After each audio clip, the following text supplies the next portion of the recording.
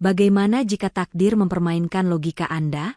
Ketika mata melihat sesuatu yang akal sehat anggap mustahil? Inilah kisah seorang istri yang masih terlarut dalam duka, yang tiba-tiba menemukan secercah harapan gila.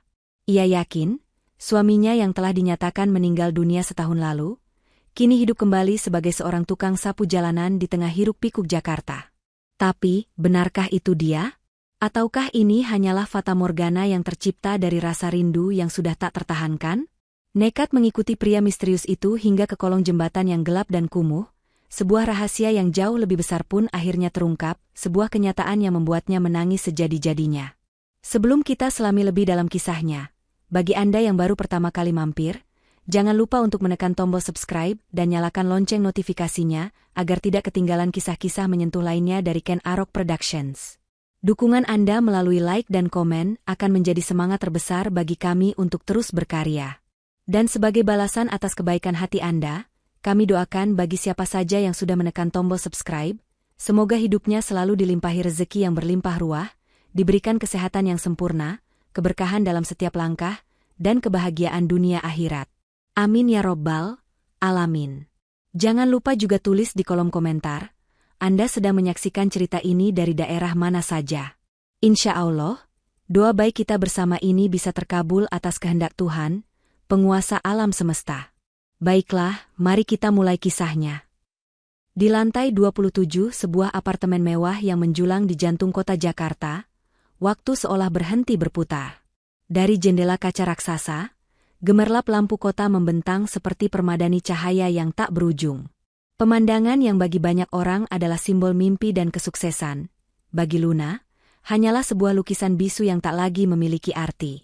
Disinilah, di dalam sangkar emasnya, ia hidup bersama bayang-bayang. Setahun, 365 hari telah berlalu sejak hari nahas itu. Sejak sebuah panggilan telepon di sore hari, menghancurkan dunianya menjadi kepingan yang tak mungkin bisa disatukan kembali. Rangga, suaminya, seorang arsitek brilian dengan senyum sehangat mentari pagi, telah pergi untuk selamanya. Sebuah kecelakaan maut di ruas tol dalam kota telah merenggutnya begitu cepat, tanpa pamit, tanpa firasat. Kini, apartemen yang dulu mereka bangun dengan cinta dan tawa, terasa lebih dingin dan hampa dari sebelumnya. Setiap sudutnya adalah museum kenangan yang menyakitkan. Di sisi kanan tempat tidur, bantal milik Rangga masih tersusun rapi, seolah menunggu kepalanya untuk berbaring. Di lemari pakaian, kemeja-kemeja kerjanya masih tergantung dengan aroma parfum maskulin yang samar-samar tertinggal, aroma yang sering Luna hirup dalam-dalam saat rasa rindu mencekiknya hingga sesak. Meja kerja Rangga di sudut ruangan pun tak tersentuh, dengan beberapa sketsa bangunan yang belum selesai dan secangkir kopi yang kini hanya menyisakan noda kering di dasarnya. Luna, seorang desainer grafis berusia 32 tahun, kini menjalani hari-harinya seperti robot. Bangun pagi, menatap sisi kosong di sampingnya, berangkat kerja dengan tatapan hampa, dan pulang ke apartemen yang sunyi. Sahabatnya, Rina, tak pernah lelah mencoba menariknya keluar dari kubangan duka. Pesan-pesan singkat terus masuk. Lun, ayo kita nonton, ada film baru, atau, weekend kita ke puncak yuk, cari udara segar. Namun, jawaban Luna selalu sama. Sebuah penolakan halus dengan alasan pekerjaan yang menumpuk. Padahal, Rina tahu betul, alasan sebenarnya adalah karena Luna tak sanggup meninggalkan satu-satunya tempat di mana ia masih bisa merasakan kehadiran Rangga. Kadang, di tengah sunyi yang memekakan telinga, Luna akan berbicara sendiri. Mas Rangga, hari ini aku lelah sekali di kantor. Kliennya banyak maunya, bisiknya ke udara kosong sambil merebahkan diri di sofa. Kalau ada kamu, pasti kamu sudah buatin aku teh hangat. Lanjutnya, lalu air matanya pun menetes tanpa bisa ia cegah. Kenyataan terasa seperti duri tajam yang menusuk hatinya setiap kali ia membuka mata di pagi hari. Baginya, lebih mudah untuk hidup dalam ilusi, dalam penyangkalan, bahwa suaminya hanya sedang pergi dinas keluar kota dan akan segera pulang. Malam itu, seperti malam-malam sebelumnya, Luna berdiri di balkon, membiarkan angin malam Jakarta menerpa wajahnya. Ia memandang ke bawah, ke jalanan Sudirman yang ramai dengan kendaraan yang bergerak seperti aliran darah di pembuluh nadi kota. Semua orang bergerak maju, melanjutkan hidup mereka. Hanya dirinya yang terasa diam, membeku dalam waktu, terjebak di hari di mana ia kehilangan separuh jiwanya. Bagi Luna, Rangga tidak pernah benar-benar pergi. Ia hanya sedang tidak terlihat. Dan di dalam penjara kenangan yang ia ciptakan sendiri itu, Luna terus menunggu sebuah keajaiban yang ia sendiri tidak tahu apa bentuknya. Hari-hari bagi Luna adalah untaian rutinitas tanpa warna yang dijalani dengan napas yang terasa berat. Pagi berganti siang, siang berganti petang, semua terasa sama saja.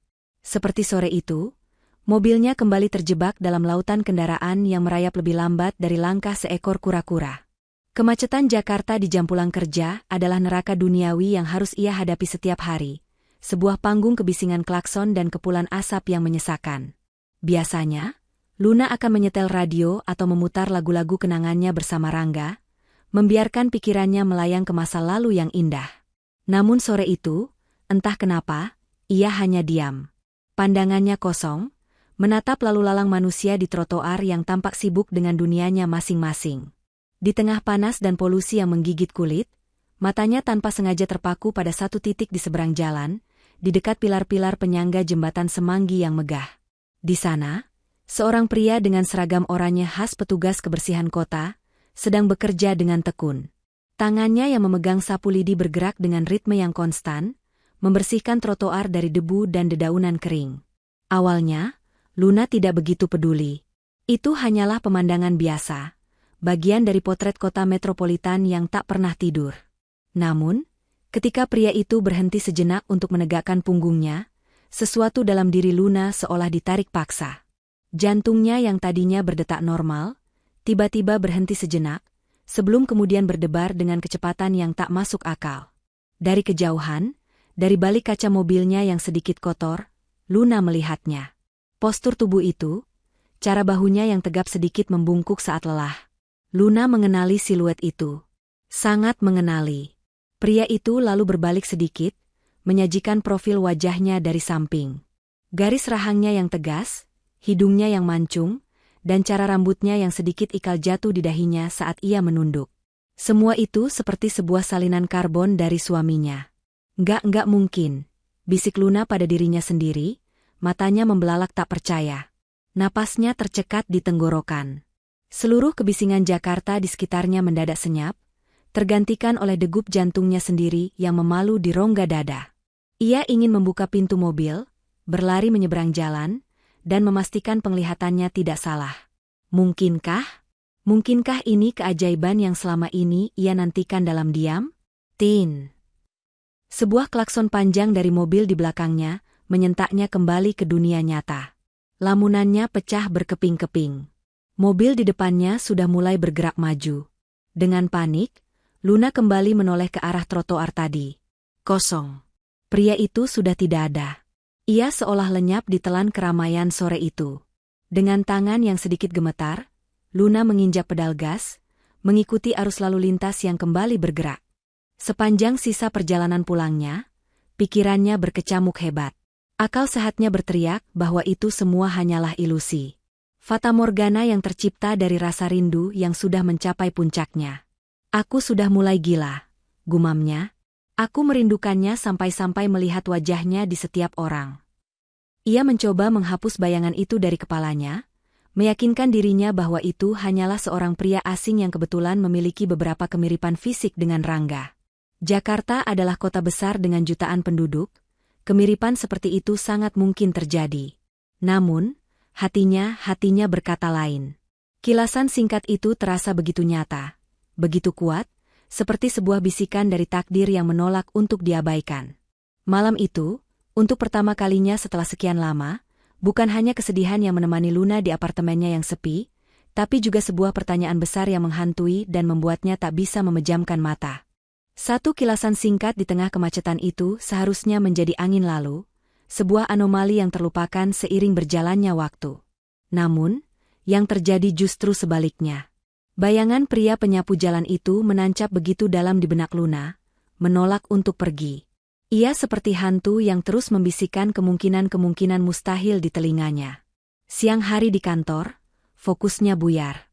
Sketsa desain yang biasanya ia kerjakan dengan mudah kini terasa sulit, karena matanya terus melihat profil wajah pria itu di setiap garis yang ia goreskan. Malam hari, tidurnya gelisah, dipenuhi mimpi-mimpi aneh tentang Rangga yang tersenyum padanya dari seberang jalan dengan sapu lidi di tangan. Akal sehatnya terus berperang. Itu hanya orang yang mirip. Luna, sadarlah, bisik satu sisi logis dalam dirinya. Tapi sisi hatinya yang rapuh dan penuh rindu balas berteriak. Bagaimana jika itu benar-benar dia? Keajaiban itu ada, kan? Perang batin itu akhirnya dimenangkan oleh harapan. Luna tidak bisa lagi hanya diam dan menganggapnya sebagai halusinasi. Dia harus tahu. Dia harus memastikan. Sejak hari itu, rutinitas pulangnya berubah total. Jalanan di sekitar jembatan Semanggi yang tadinya hanya rute biasa, kini menjadi panggung perburuannya. Ia sengaja berangkat dari kantor lebih awal atau menunda kepulangannya, mencoba berbagai jam yang berbeda, berharap bisa sekali lagi menangkap sosok itu. Setiap kali melewati area tersebut, laju mobilnya akan melambat, matanya awas memindai setiap sudut trotoar, setiap petugas kebersihan yang ia lihat. Tapi pria itu seolah lenyap di telan bumi. Di akhir pekan, ia bahkan rela mengorbankan waktu istirahatnya. Dengan alasan ingin mencari inspirasi, ia akan berkendara seorang diri, berputar-putar tanpa tujuan di sekitaran Sudirman dan Gatot Subroto. Setiap seragam oranye yang ia lihat dari kejauhan akan membuat jantungnya berdebar kencang. Namun setiap kali pula ia harus menelan kekecewaan saat menyadari itu bukan orang yang ia cari. Perubahan perilaku Luna ini tentu saja tidak luput dari perhatian Rina. Sahabatnya itu merasakan ada yang aneh. Luna yang biasanya pasif dan enggan keluar rumah, kini justru sering menghilang tanpa kabar yang jelas.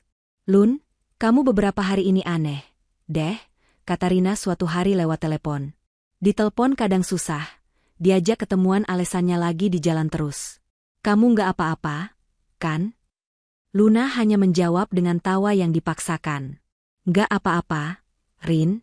Cuma lagi banyak kerjaan di luar aja." Ia tidak berani menceritakan apa yang ia lihat dan rasakan. Bagaimana ia bisa menjelaskan pada Rina bahwa ia sedang mencari suaminya yang sudah dikuburkan setahun lalu? Rina pasti akan menganggapnya sudah kehilangan akal sehat dan mungkin akan menyeretnya ke psikolog. Di apartemennya, obsesi itu semakin menjadi. Luna membuka kembali album-album foto lama dan file digital di laptopnya. Ia menatap lekat-lekat setiap foto Rangga. Ia perbesar gambar itu, memperhatikan setiap detail kecil.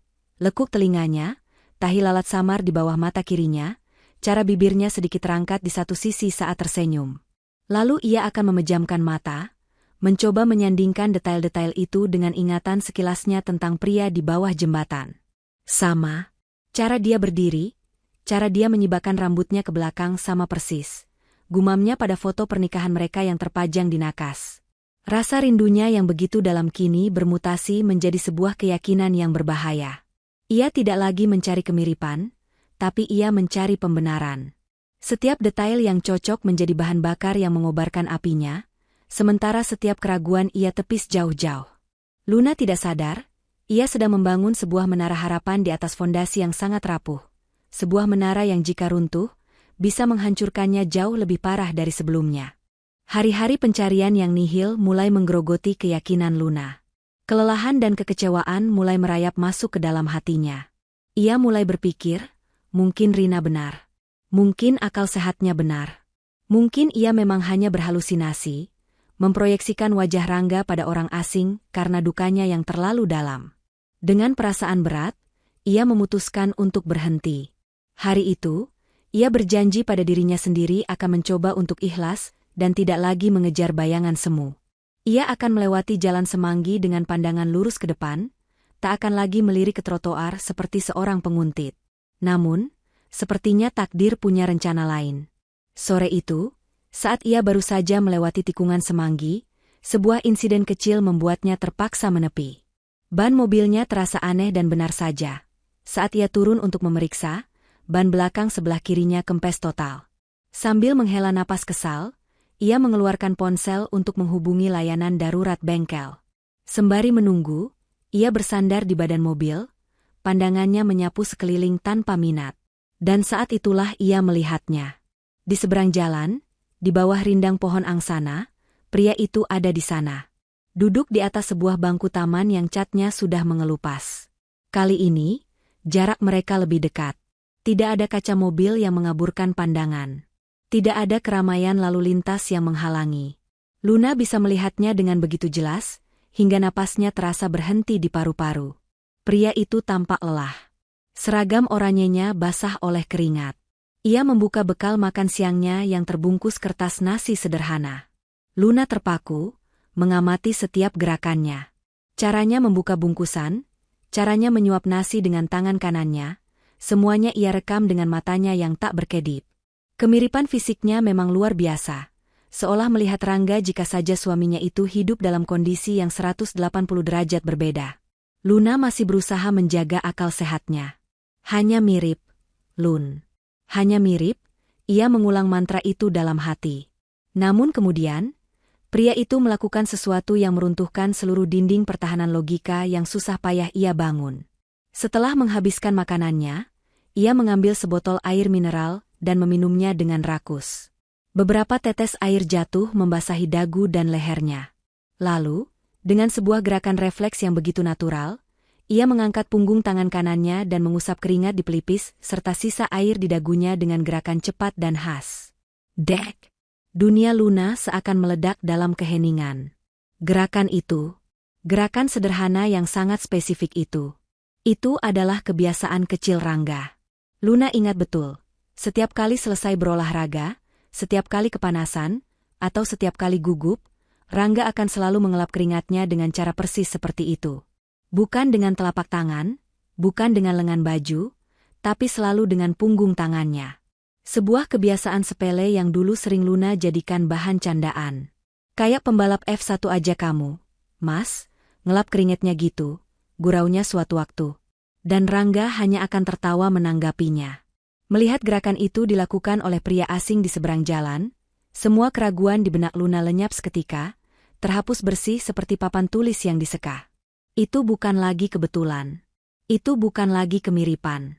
Itu adalah sebuah tanda tangan personal, sebuah detail intim yang tidak mungkin bisa ditiru oleh orang lain secara kebetulan. Air mata mulai menggenang di pelupuk matanya. Jantungnya berteriak, "Itu dia, itu Rangga." Keyakinan itu meluap begitu kuat, menenggelamkan semua logika dan rasa takut. Ponsel yang tadi ia genggam untuk menelepon bengkel terlepas dari tangannya, dan jatuh ke aspal tanpa ia pedulikan. Kini ia tidak peduli lagi dengan ban kempes atau tatapan heran orang-orang di sekitarnya. Yang ada di pikirannya hanya satu, ia harus menyeberang. Ia harus menghampiri suaminya. 100% ia yakin, pria itu adalah Rangga. Suaminya masih hidup. Keyakinan 100% itu mengalir seperti sengatan listrik ke seluruh tubuh Luna. Kakinya bergerak bahkan sebelum otaknya selesai memproses semuanya. Ia tak lagi peduli pada mobilnya yang teronggok dengan ban kempes. Ia tak lagi mendengar deru lalu lintas yang memekakan telinga. Dunia di sekelilingnya menyempit, menjadi sebuah terowongan panjang di mana satu-satunya cahaya di ujungnya adalah sosok pria yang duduk di bangku taman itu. Suaminya, Rangganya. Dengan langkah yang goyah antara berlari dan berjalan cepat, ia menyeberangi jalan raya yang ramai. Beberapa pengendara motor membunyikan klakson dengan marah saat Luna melintas tanpa menoleh, namun ia tuli terhadap semuanya. Matanya terkunci pada pria itu, takut jika ia berkedip sekejap saja, pria itu akan kembali lenyap seperti sebelumnya. Jantungnya berdebar begitu kencang seolah ingin meledak dari dadanya. Berbagai skenario reuni yang indah berkelebat di benaknya. Rangga akan menoleh, matanya akan membelalak kaget, lalu ia akan berlari memeluknya, dan mereka akan menangis bersama, menertawakan takdir aneh yang telah mempermainkan mereka. Semakin dekat, ia bisa melihat detail wajah pria itu dengan lebih jelas. Ya Tuhan, itu memang wajah Rangga. Ada bekas luka tipis di alis kanannya, hasil dari kecelakaan sepeda saat mereka kuliah dulu. Ada cara bibirnya yang sedikit mengerucut saat sedang berpikir. Semua detail yang ia hafal di luar kepala ada di sana. Pikirannya tak bisa lagi mencerna bagaimana ini mungkin terjadi. Apa dia amnesia? Apa dia sengaja melarikan diri? Pertanyaan-pertanyaan itu tak penting saat ini. Yang terpenting adalah ia ada di sini, nyata, bernapas. Luna berhenti beberapa langkah di belakangnya, napasnya terengah-engah, bukan karena lelah fisik, tapi karena luapan emosi yang dahsyat. Tangannya gemetar hebat. Ia ingin meneriakkan namanya sekeras-kerasnya, tapi suaranya seakan tersangkut di tenggorokan, tercekik oleh isak tangis yang siap tumpah. Ia mengambil napas dalam-dalam, mencoba menenangkan dirinya, mencoba menyusun kata pertama yang akan ia ucapkan setelah setahun perpisahan yang menyiksa. Rangga? Suara yang keluar dari bibirnya terdengar seperti bisikan parau yang rapuh, nyaris ditelan oleh suara bising kota. Pria itu, yang sedang merapikan sisa bekalnya, berhenti bergerak. Perlahan, ia menoleh ke arah sumber suara. Dan di momen itulah, semua skenario indah di kepala Luna hancur berkeping-keping. Mata pria itu bertemu dengan mata Luna. Namun, yang Luna lihat bukanlah tatapan rindu yang ia dambakan. Bukan kilat pengenalan yang ia harapkan. Yang ada di sana hanyalah sepasang mata yang lelah, bingung, dan penuh kewaspadaan. Tatapan seorang asing pada orang asing lainnya. Tidak ada cinta, tidak ada kehangatan, hanya kebingungan total. Luna melangkah maju selangkah lagi, air matanya kini mulai menetes. "Mas, ini aku, Luna," katanya lagi, suaranya bergetar. "Istrimu." Wajah pria itu justru semakin menunjukkan ketakutan. Ia mengerutkan keningnya, memandang Luna dari atas ke bawah seolah Luna adalah orang gila yang berbahaya. Ia mundur selangkah, menciptakan jarak di antara mereka. Melihat Luna yang menangis dan emosional, instingnya menyuruhnya untuk pergi. Tanpa mengucapkan sepatah kata pun, ia buru-buru menyambar sapu dan pengkinya, menggendong tas ranselnya yang butut, lalu berbalik badan dan berjalan dengan langkah yang sangat cepat. Ia tidak lari, tapi langkahnya yang lebar dan tergesa-gesa jelas menunjukkan niatnya untuk menjauh secepat mungkin. "Tunggu. Rangga, tunggu." Luna mencoba memanggilnya lagi, tapi pria itu justru mempercepat langkahnya, menyeberang jalan, dan dalam sekejap, sosoknya yang berseragam oranye itu hilang ditelan oleh kerumunan pejalan kaki di trotoar seberang. Luna hanya bisa berdiri mematung di tempatnya. Hancur. Langkah pertamanya, momen yang ia bayangkan akan menjadi awal dari keajaiban, justru berakhir dengan penolakan yang dingin dan membingungkan. Tangisnya yang tadi tertahan kini pecah tak terbendung. Ia jatuh terduduk di bangku taman yang baru saja ditinggalkan pria itu, membiarkan isak tangisnya menjadi satu dengan hiruk-pikuk senja di Jakarta.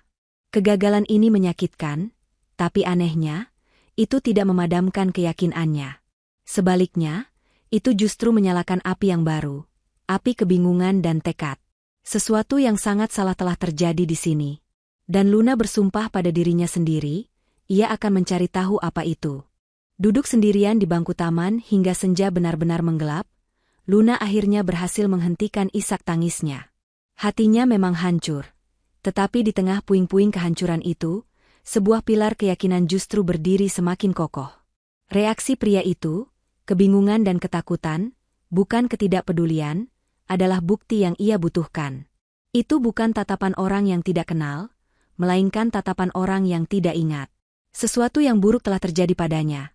Sesuatu yang telah merenggut memorinya, identitasnya, dan membuatnya terdampar dalam kehidupan yang begitu asing. Luna menyeka sisa air matanya dengan punggung tangan, sebuah gerakan yang ironisnya meniru kebiasaan pria itu. Ia sadar, pendekatan emosionalnya tadi adalah sebuah kesalahan besar. Ia telah meneror seorang pria yang mungkin saja sedang terluka secara mental. Ia tidak bisa lagi bertindak gegabah. Mulai sekarang, ia harus menjadi bayangan. Seorang detektif sunyi yang bertugas memecahkan misteri terbesar dalam hidupnya.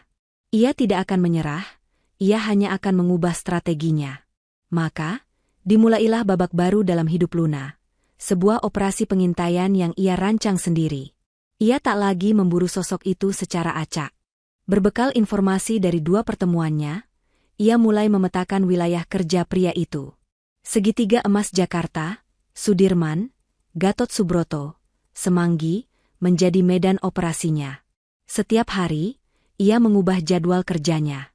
Terkadang ia berangkat sebelum matahari terbit, memarkir mobilnya di lokasi yang strategis, hanya untuk melihat para petugas kebersihan memulai shift pagi mereka. Di lain waktu, ia mengorbankan jam makan siangnya, berkeliling dengan mobil, matanya awas mencari seragam oranye yang kini begitu lekat di ingatannya. Dari dalam mobilnya yang sejuk dan nyaman, ia menjadi penonton rahasia sebuah drama kehidupan yang kontras. Ia melihat pria itu bekerja di bawah sengatan matahari Jakarta yang kejam, peluhnya membasahi seragam, wajahnya legam oleh debu jalanan. Pemandangan itu selalu berhasil meremas hatinya. Ia akan teringat pada rangganya yang dulu, yang selalu bekerja di ruangan ber-AC, dengan kemeja licin dan aroma parfum mahal, menggambar gedung-gedung pencakar langit yang kini berdiri angkuh di sekitar mereka. Bagaimana takdir bisa begitu kejam memutarbalikkan nasib seseorang? Perlahan tapi pasti, usahanya membuahkan hasil. Luna mulai menemukan sebuah pola, sebuah ritme dalam kehidupan pria itu.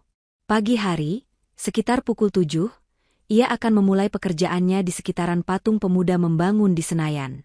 Dengan sapu lidinya, ia akan bergerak metodis, menyusuri trotoar ke arah Semanggi. Ia pendiam, hampir tidak pernah berbicara dengan rekan-rekannya, seolah ada dinding tak kasat mata yang ia bangun di sekelilingnya. Tepat pukul 12 siang, seperti jam yang presisi, ia akan meletakkan peralatannya dan berjalan kaki memasuki sebuah gang sempit di belakang gedung perkantoran megah. Didorong rasa penasaran, Luna memarkir mobilnya dan mengikutinya dengan berjalan kaki, menjaga jarak aman.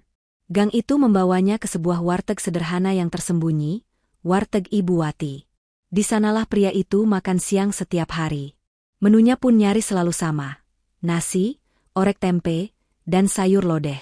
Pilihan makanan yang sangat berbeda dari Rangga yang dulu gemar sekali dengan masakan Jepang. Setelah makan dan beristirahat sejenak, ia akan kembali bekerja, berpindah area ke jalur lambat Jalan Gatot Subroto hingga sore hari menjelang. Luna mencatat semua itu dalam benaknya. Rutinitas harian pria itu kini menjadi detak jantung bagi hari-hari Luna. Penyelidikan ini memberinya tujuan, memberinya alasan untuk bangun di pagi hari. Duka yang selama ini melumpuhkannya kini bertransformasi menjadi energi untuk mencari kebenaran. Ia mungkin telah gagal pada langkah pertamanya, tapi sekarang ia memiliki peta. Ia tahu di mana harus mencari. Dan setiap detail baru yang ia temukan, setiap kebiasaan yang ia amati, terasa seperti sebuah langkah maju untuk membawa pulang suaminya. Pengintaian Luna kini telah berevolusi dari sekadar melacak pergerakan menjadi sebuah studi karakter yang mendalam.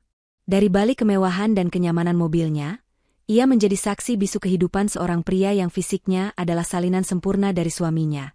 Namun jiwanya terasa seperti sebuah benua yang belum terpetakan. Semakin banyak yang ia lihat, semakin besar pula jurang kebingungan yang terbentang di hadapannya. Dunia pria ini adalah antitesis dari segala hal yang ia kenal tentang Rangga. Rangganya adalah seorang arsitek yang cemerlang dan percaya diri. Ia adalah seorang orator ulung di ruang rapat, seorang pemimpin yang disegani di lokasi proyek, dan pusat perhatian di setiap acara sosial. Bicaranya lugas, tawanya renyah, dan ia bisa dengan mudah berbaur dengan siapa saja, dari klien konglomerat hingga para pekerja bangunan. Rangga adalah sang mentari, memancarkan energi hangat yang membuat semua orang di sekitarnya merasa nyaman. Sementara pria ini, ia lebih seperti bulan. Ia ada, ia nyata, tapi cahayanya redup dan ia seolah menjaga jarak dari semesta di sekelilingnya. Luna mengamatinya saat istirahat bersama rekan-rekan kerjanya. Saat yang lain saling melempar canda dan tertawa terbahak-bahak, pria ini hanya akan duduk sedikit menjauh, tersenyum tipis jika perlu, namun tidak pernah benar-benar ikut larut dalam percakapan. Ia adalah sebuah pulau sunyi di tengah lautan manusia yang riuh. Ia tidak tampak antisosial, hanya terasing, seolah ada sebuah tabir kaca tebal antara dirinya dan dunia luar. Kontras yang paling menusuk hati Luna, ia saksikan pada suatu siang yang terik. Seperti biasa, pria itu makan di warteg Ibu Wati. Luna, yang memarkir mobilnya agak jauh, melihatnya keluar dengan sebungkus nasi di tangan. Rupanya hari itu warteg sangat ramai sehingga ia memutuskan untuk makan di taman. Saat ia baru saja duduk dan membuka bungkusannya, dua orang anak jalanan dengan pakaian kumal dan tatapan lapar mendekat dengan ragu-ragu. Hati Luna mencelos, mengantisipasi reaksi pria itu. Rangga memang dermawan, ia sering memberi uang pada pengamen atau menyumbang ke panti asuhan, tapi ia selalu menjaga jarak. Namun, apa yang dilakukan pria ini membuat Luna menahan napas. Tanpa ekspresi berlebihan, tanpa kata-kata, pria itu menggeser duduknya, memberi isyarat agar kedua anak itu duduk di sampingnya. Lalu, ia membelah lauk telur balado dan tempe oreknya menjadi 3 bagian yang sama rata di atas kertas nasinya. Ia makan bersama mereka dalam diam, berbagi dari bekalnya yang sederhana seolah mereka adalah teman lamanya. Setelah selesai, ia bahkan memberikan sisa botol air mineralnya kepada anak yang lebih besar. Luna menyaksikan semua itu dengan perasaan campur aduk yang luar biasa. Itu adalah sebuah tindakan kebaikan yang murni dan tanpa pamrih. Namun, cara pria itu melakukannya begitu tenang, begitu natural, seolah berbagi penderitaan adalah hal yang biasa baginya, terasa begitu asing. Ini bukan sekadar amnesia. Amnesia mungkin bisa menghapus ingatan tentang siapa dirimu, tapi bisakah ia mengubah esensi terdalam dari kepribadian seseorang? Pertanyaan itu berputar-putar di kepalanya seperti badai. Bagaimana mungkin seorang arsitek ternama, yang terbiasa dengan presentasi, rapat penting, dan kemewahan, bisa berakhir menjadi seorang penyapu jalan yang bahkan tidak ia kenali lagi jiwanya? Pria ini hidup dalam kesederhanaan yang absolut. Hatinya tampak begitu lapang untuk orang-orang kecil yang seringkali tak terlihat. Apakah penderitaan telah mengikis semua sisi glamor dari diri Rangga, dan hanya menyisakan inti kemanusiaannya yang paling murni? Atau, mungkinkah pria ini memang bukan Rangga sama sekali? Pikiran terakhir itu terasa seperti tusukan pisau es, dingin dan menyakitkan, namun tak bisa lagi ia abaikan. Luna semakin tersesat dalam labirin misterinya sendiri. Beban rahasia ini terasa semakin berat menekan pundak Luna. Setiap hari ia menyimpan potongan-potongan teka-teki yang tak bisa ia pecahkan sendiri. Siang hari ia adalah seorang desainer grafis yang profesional. Namun di sela-sela itu, ia adalah seorang penguntit yang dihantui oleh wajah suaminya. Malam hari, di apartemennya yang senyap, ia berperang melawan keraguan dan harapan yang saling tikam. Kebingungan ini telah menjadi racun yang perlahan-lahan menggerogoti kewarasannya. Ia tidak tahan lagi memikulnya sendirian. Ia butuh seseorang untuk percaya. Seseorang yang mengenal Rangga sama baiknya, atau bahkan lebih baik, darinya. Hanya ada satu orang yang terlintas di benaknya. Ibu Santi, ibu mertuanya. Wanita yang telah melahirkan dan membesarkan Rangga. Tentu, sebagai seorang ibu, ia akan bisa merasakan jika putranya masih ada di dunia ini, bukan? Setidaknya, ia akan mendengarkan. Dengan harapan tipis itulah, pada hari Minggu pagi, Luna memberanikan diri berkunjung ke rumah mertuanya di kawasan Bintaro yang asri. Sambutan Ibu Santi begitu hangat, seperti biasanya. Pelukannya masih terasa seperti pelukan seorang ibu, penuh dengan duka yang sama-sama mereka pikul. Di ruang keluarga yang nyaman itu, foto-foto Rangga dalam berbagai fase kehidupannya terpajang rapi di dinding. Rangga saat wisuda, Rangga saat memenangkan sebuah penghargaan arsitektur, dan yang paling besar, foto pernikahan mereka berdua, di mana senyumnya merekah begitu bahagia. Pemandangan itu membuat hati Luna terasa perih sekaligus memberinya kekuatan. Setelah berbasa-basi sejenak, dengan tangan yang berkeringat dingin dan jantung yang berdebar kencang, Luna memulai ceritanya. Ia memilih kata-katanya dengan sangat hati-hati, takut dianggap gila. Bu, Luna mau cerita sesuatu.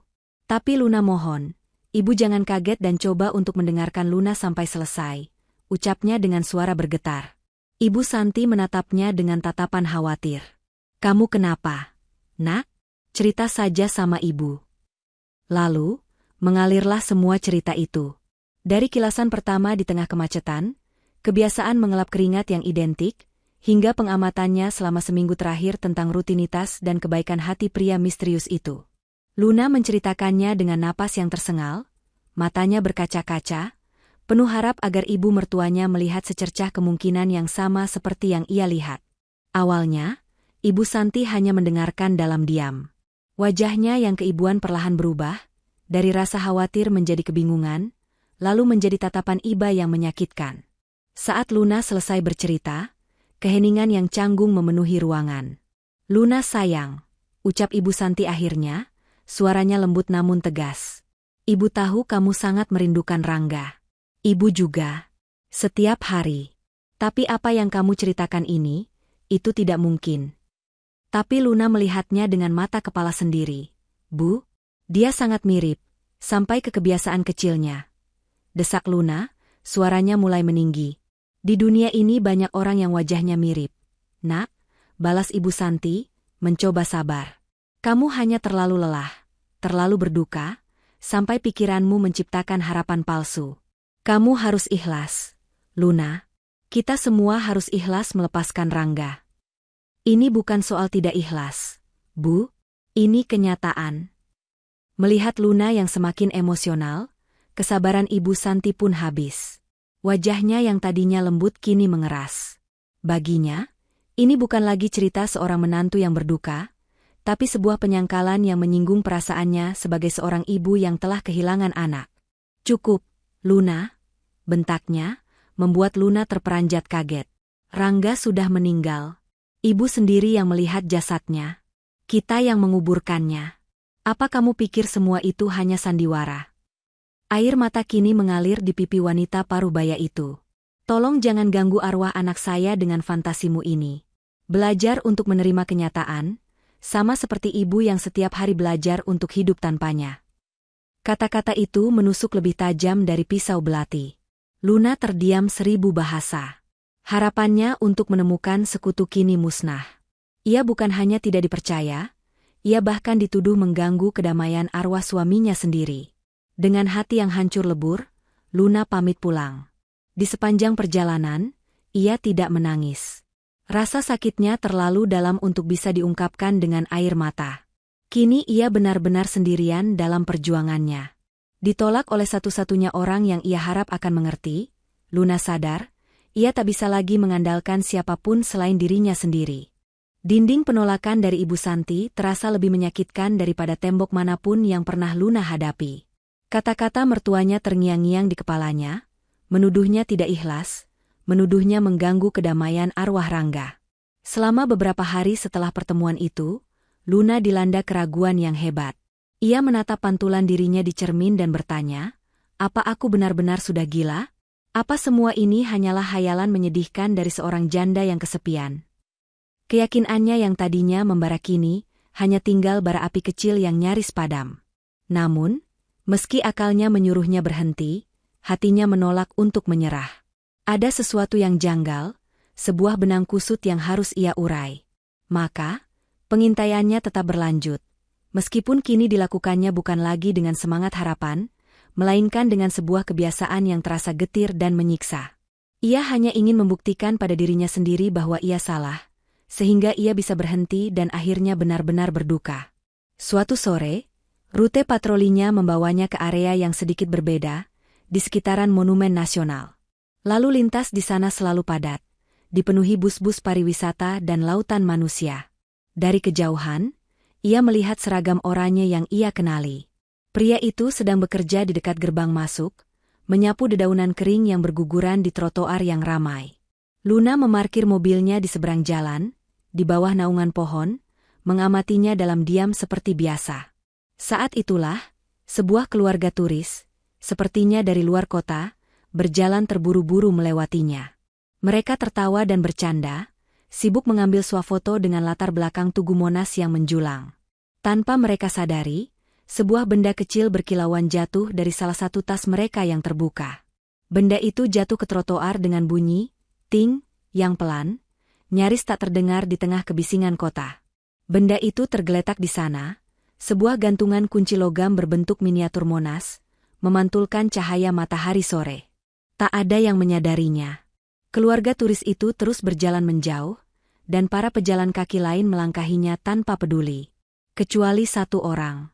Pria penyapu jalan itu berhenti bekerja. Matanya tertuju pada benda kecil yang berkilau itu. Ia meletakkan sapunya, berjalan mendekat, lalu berjongkok untuk memungutnya. Luna mengamatinya lekat-lekat dari seberang jalan. Ia mengira pria itu akan memanggil turis tadi atau menyerahkannya pada petugas keamanan. Tapi, pria itu tidak melakukan keduanya. Ia hanya berdiri di sana, di tengah arus manusia, menatap gantungan kunci di telapak tangannya. Wajahnya yang biasanya datar kini menunjukkan ekspresi yang sulit diartikan. Tatapannya kosong, namun terasa begitu dalam dan penuh arti, seolah ia sedang mencoba mengingat sesuatu yang berada jauh di luar jangkauan memorinya. Jemarinya dengan perlahan mengelus relief Tugu Mini itu. Ia membolak-balik gantungan kunci itu selama hampir 1 menit penuh, seakan benda kecil itu adalah sebuah artefak dari peradaban yang hilang. Dan di saat itulah, sebuah kenangan melintas di benak Luna dengan begitu jelas, seolah baru terjadi kemarin. Ia teringat kencan pertamanya dengan Rangga, bertahun-tahun yang lalu. Hari itu panas dan mereka berjalan-jalan di pelataran Monas, tertawa sambil makan kerak telur. Sebelum pulang, Rangga menariknya ke salah satu kios souvenir dan membeli 2 gantungan kunci yang sama persis seperti yang ada di tangan pria itu. "Satu untuk kamu, satu untuk aku," kata Rangga sambil tersenyum. "Sebagai penanda. Biar kita selalu ingat, dari titik inilah cerita besar kita dimulai." Napas Luna tercekat. Ia masih menyimpan gantungan kunci itu di laci meja riasnya. Di seberang jalan, pria itu akhirnya membuat keputusan. Bukan untuk mengembalikannya. Bukan untuk membuangnya. Dengan sebuah gerakan pelan, ia memasukkan gantungan kunci Monas itu ke dalam saku celananya yang usang. Seolah itu adalah harta karun paling berharga yang pernah ia temukan. Bagi Luna, itu adalah sebuah tanda dari semesta. Itu bukan lagi kebetulan. Bagaimana mungkin, dari ribuan jenis souvenir, benda yang jatuh dan ia pungut adalah benda yang sama persis dengan simbol awal kisah cinta mereka? Bara api di hatinya yang nyaris padam, kini tersulut kembali menjadi kobaran api yang dahsyat. Keraguan sirna, digantikan oleh kepastian yang mutlak. Pertarungan ini belum selesai. Dan ia tahu, ia tidak bisa lagi hanya menjadi penonton. Gantungan kunci Monas itu telah mengubah segalanya. Benda kecil itu adalah jawaban bisu atas semua doa dan keraguan Luna. Itu adalah validasi yang tidak bisa diberikan oleh Ibu Santi maupun Rina.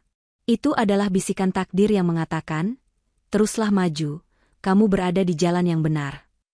Keraguan yang selama ini meracuni pikirannya menguap begitu saja, digantikan oleh sebuah ketetapan hati yang dingin dan tajam. Cukup sudah bermain menjadi bayangan. Cukup sudah mengamati dari balik kaca mobil yang nyaman. Malam ini, ia akan mendapatkan jawaban, apapun risikonya.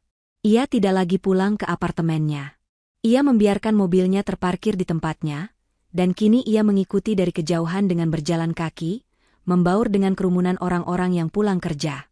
Ia melihat pria itu menyelesaikan tugasnya, mengumpulkan sapu dan pengkinnya, lalu melaporkan diri di sebuah posko kecil yang tersembunyi di sudut taman. Setelahnya, pria itu tidak berlama-lama. Ia menyandang ransel bututnya dan mulai berjalan.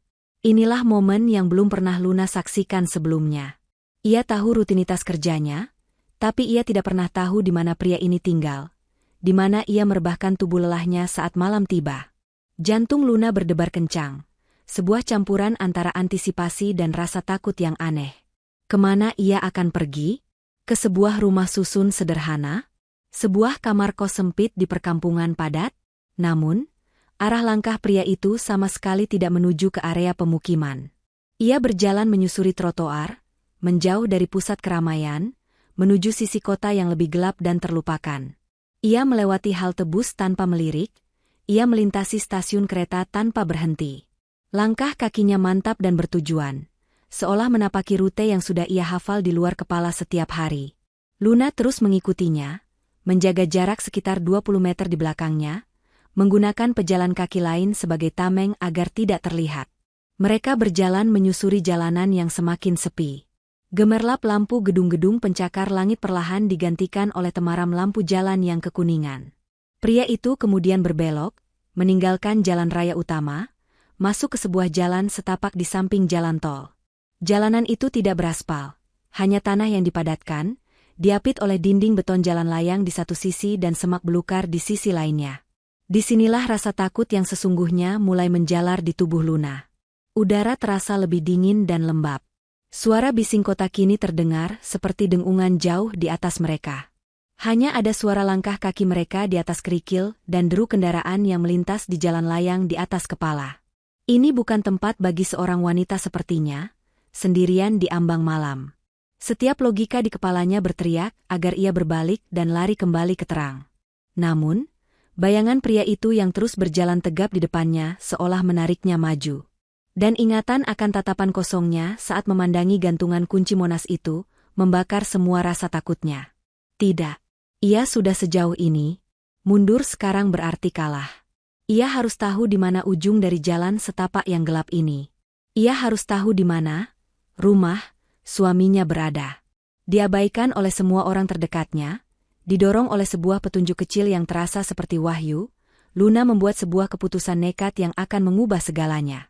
Ia mengeratkan genggaman pada tali tasnya, menarik napas dalam-dalam, dan terus berjalan maju, mengikuti sosok itu masuk lebih dalam ke perut kota Jakarta yang tak pernah ia kenal sebelumnya.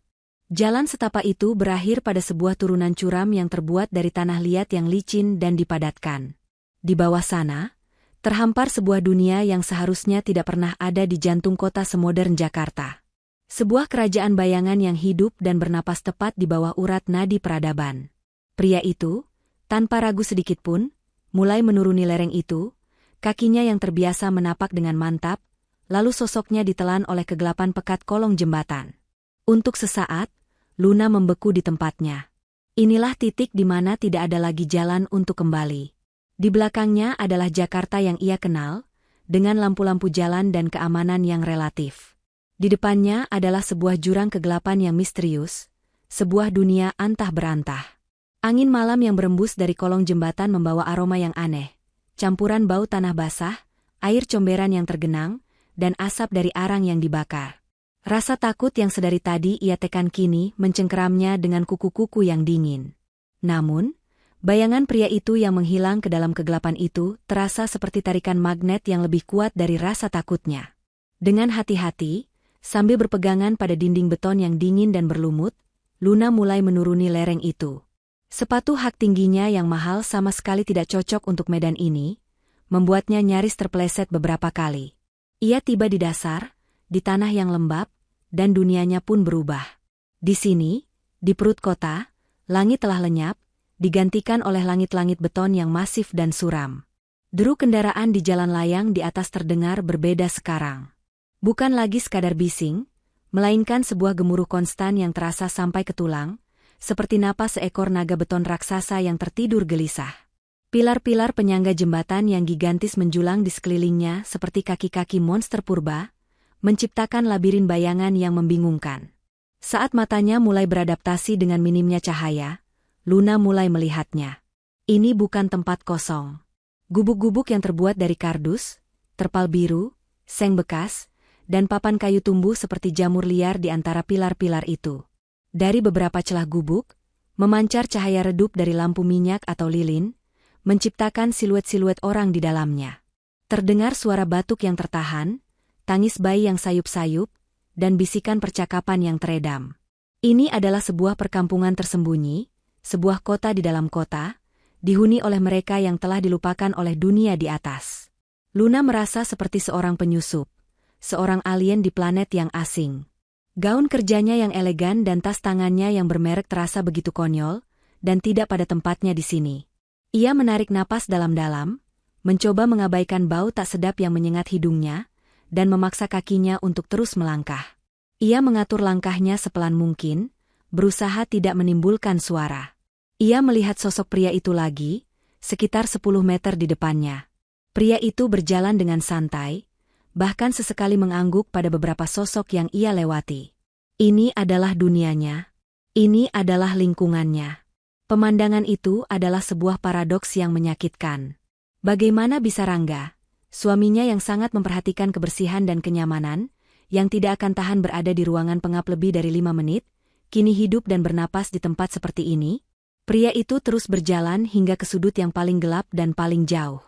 Di sana, di samping pilar beton terakhir, berdiri sebuah gubuk yang sedikit lebih rapi dari yang lain. Pria itu berhenti di depannya, meletakkan sapu dan peralatannya di samping pintu, yang hanya berupa tirai kain kumal. Ia kemudian duduk di sebuah kursi plastik reot di depan gubuknya, punggungnya menghadap ke arah Luna. Perjalanan panjangnya hari itu telah berakhir. Inilah rumahnya, dan Luna, yang berdiri gemetar dalam bayang-bayang, tahu bahwa perjalanannya baru saja akan dimulai. Di sudut tergelap kolong jembatan itu, waktu seolah berhenti. Pria itu hanya duduk diam di kursi plastiknya, membelakangi Luna. Punggungnya yang sedikit membungkuk tampak menanggung beban yang tak terlihat. Seluruh keberanian yang membawa Luna sejauh ini mendadak ciut, menguap di hadapan momen kebenaran yang kini terpampang nyata di depan matanya. Inilah dia, akhir dari pencariannya. Hanya ada beberapa langkah yang memisahkan mereka. Beberapa langkah yang terasa lebih jauh dan lebih berat dari seluruh kilometer yang pernah ia tempuh. Luna bersembunyi di balik sebuah pilar beton yang besar, Jantungnya berdebar begitu keras, hingga ia takut pria itu bisa mendengarnya. Ia mengintip dari sisi pilar.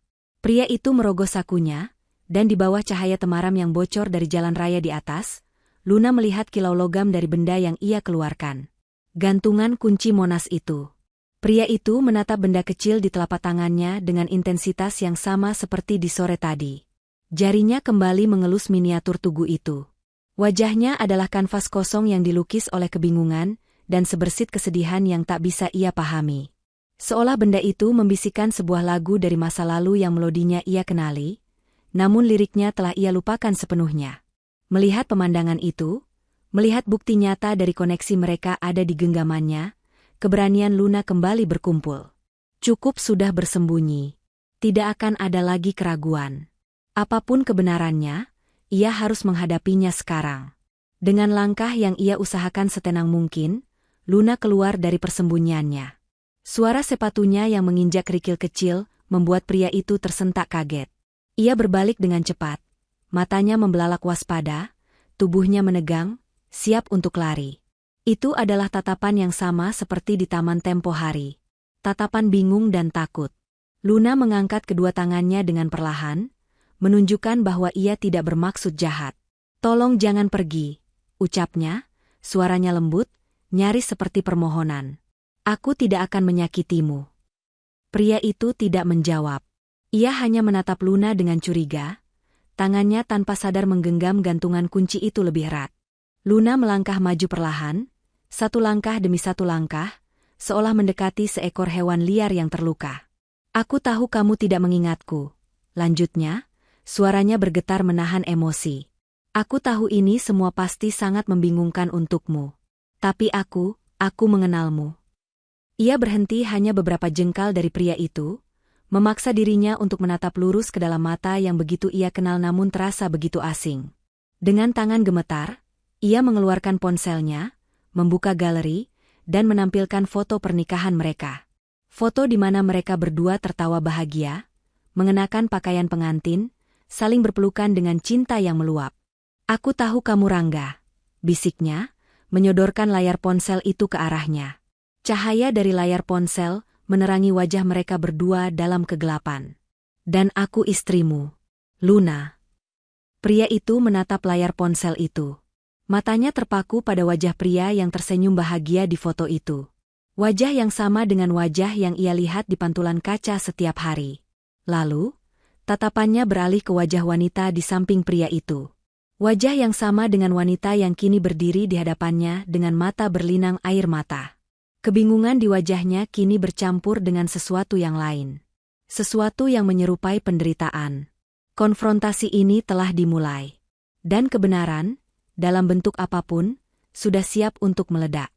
Cahaya dari layar ponsel Luna menjadi satu-satunya sumber terang di antara mereka, melukiskan ekspresi yang berganti-ganti di wajah pria itu. Ia menatap foto pernikahan itu, lalu kembali menatap wajah Luna yang basah oleh air mata. Proses itu ia ulangi beberapa kali, seolah otaknya sedang bekerja keras mencoba menghubungkan dua keping teka-teki yang sama sekali tidak cocok. Alisnya bertaut dalam, menciptakan kerutan penderitaan di dahinya. Ada secercah pengenalan di matanya, bukan pengenalan akan memori, melainkan pengenalan akan wajahnya sendiri yang kini tersenyum begitu asing di dalam sebuah bingkai digital. Untuk waktu yang lama, ia hanya diam. Keheningan di antara mereka terasa begitu padat, hanya dipecah oleh suara gemuruh samar dari jalan layang di atas dan detak jantung Luna yang seolah menggema di kolong jembatan yang sunyi. Luna menunggunya dengan napas tertahan, seluruh jiwa dan raganya berdoa agar sebuah keajaiban terjadi, agar satu kata, "Luna," keluar dari bibirnya. Akhirnya, bibir pria itu bergerak. Namun kata-kata yang keluar bukanlah nama yang Luna rindukan. Aku bukan Rangga," bisiknya, suaranya serak dan bergetar, seolah sudah lama tidak ia gunakan untuk percakapan yang berarti. Matanya memancarkan penderitaan yang begitu jujur, begitu dalam. "Maafkan aku, tapi aku tidak tahu siapa pria di foto itu. Aku tidak tahu siapa kamu." Setiap kata adalah belati yang menusuk langsung ke jantung Luna. Tapi ia tidak membiarkan dirinya hancur. Belum. Ia melihat ketulusan di mata pria itu, sebuah kepasrahan yang menyedihkan. Aku tidak tahu siapa aku, lanjut pria itu, tatapannya kini jatuh ke tanah yang lembab di bawah kakinya, seolah malu pada kehampaan dirinya sendiri. Aku terbangun di sebuah rumah sakit, kira-kira setahun yang lalu. Di kota yang jauh dari sini. Kepalaku diperban, seluruh tubuhku sakit. Saat aku membuka mata, semuanya putih. Langit-langit dinding pikiranku, semuanya putih dan kosong. Ia berhenti sejenak, menelan ludah dengan susah payah, seolah menceritakan kembali trauma itu membuatnya kembali merasakan sakitnya. Tidak ada ingatan satupun. Tidak nama, tidak wajah, tidak masa lalu. Dokter bertanya siapa namaku, aku tidak bisa menjawab. Mereka bertanya dari mana asalku, aku hanya bisa menggeleng. Aku seperti bayi yang baru lahir dalam tubuh orang dewasa. Luna mendengarkan dengan napas tercekat, tangannya terkepal erat menahan gejolak emosi. Kisah ini terlalu gila, terlalu mirip dengan plot sebuah film drama. Tapi rasa sakit di suara pria itu 100% nyata. Orang-orang di rumah sakit itu baik, sambungnya lagi. Mereka merawatku sampai sembuh.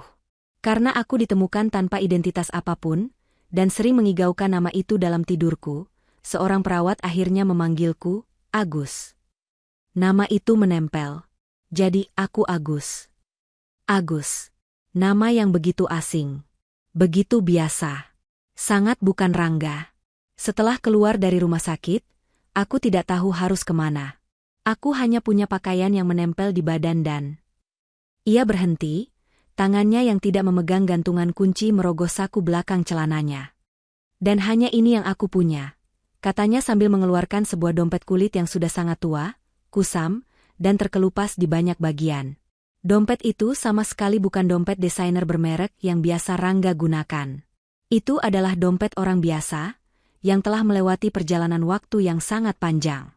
Pria yang menyebut dirinya Agus itu menatap dompet butut di tangannya, lalu menatap Luna. Hanya ini petunjuk tentang siapa aku sebenarnya. Di bawah temaram kolong jembatan, sebuah pengakuan telah diberikan.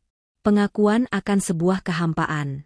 Dan di tangan pria itu, tergenggam sebuah kotak Pandora tua yang siap untuk dibuka, menyimpan satu-satunya jawaban yang ia miliki. Jawaban yang akan menentukan nasib harapan Luna. Seluruh semesta di dalam diri Luna seakan berhenti berputar, menyisakan dirinya dan pria bernama Agus itu di bawah kolong jembatan yang sunyi. Dompet butut di tangannya terasa seperti artefak kuno yang menyimpan takdir mereka berdua. Dengan gerakan lambat yang terasa menyiksa, Agus membuka dompet kulit yang sudah rapuh itu. Bunyi gesekan kulit tuanya terdengar begitu keras di tengah keheningan. Luna menahan napasnya. Ia tidak tahu apa yang ia harapkan untuk ia lihat. Mungkin sebuah KTP usang dengan nama dan foto yang asing. Mungkin sebuah alamat dari masa lalu yang terlupakan. Apapun itu, ia siap. Setidaknya, ia pikir ia siap. Namun, apa yang ada di dalam dompet itu bukanlah kartu identitas. Bukan pula selembar uang lecek atau catatan utang. Di dalamnya, terselip rapi di balik sekat plastik yang sudah menguning, hanyalah selembar foto lama. Sebuah foto hitam putih yang sudah kusam, dengan sudut-sudut yang terlipat dan sedikit sobek.